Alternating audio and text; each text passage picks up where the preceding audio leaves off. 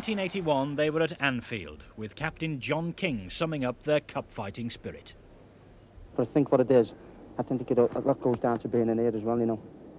You know, the heart. If you want to go out and have a go, you go out and have a go. You know, it's like if you're fighting a guy, you know, you're not going to let him knock you all over the place. If you've got a bit of that in you, you'll get up and have a go back at him, won't you? 1988 finds King back in charge at Moss Lane for the second time.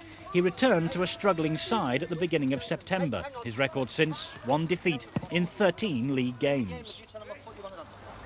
Hey, tell them what foot you want on. What is it that makes the FA Cup so special for you here? I don't know. I think it's a very professional club.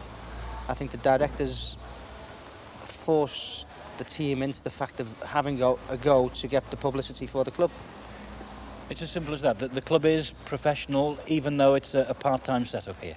Very professional team. Very professional team, meaning the whole setup, from directors down to the tea lady. I'm looking forward to it.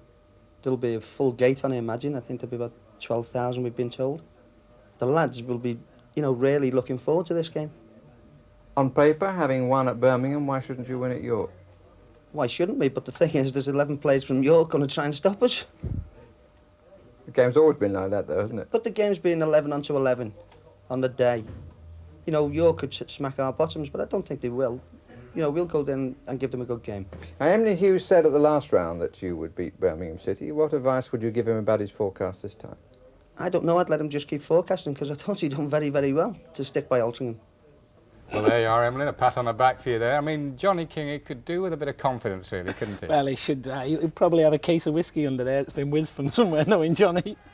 Manager John King could inspire his team by pointing out that Altrincham have never been beaten at White Hart Lane. King was a player in the Altrincham team that drew here 1-1 in the third round in 1979, when Jeff Johnson's late equaliser stunned a Spurs side that included Argentine World Cup stars Ozzy Ardiles and Ricky Villa. Altrincham's mascot, Frankie Sidebottom, and their 2,000 travelling fans were hopeful that they could do as well again today. We conceded early goal, which gave us an uphill task. Second half performance, I thought, was much encouraging to Altrincham Football Club. I thought we'd done very well. If you'd started as well as you finished the match, it might have been different. Maybe. That's something which we'll never know. But all I will say, I was disappointed that the goal was disallowed, which 18 minutes ago, 2-1, you don't know what happens then. Bit unfortunate.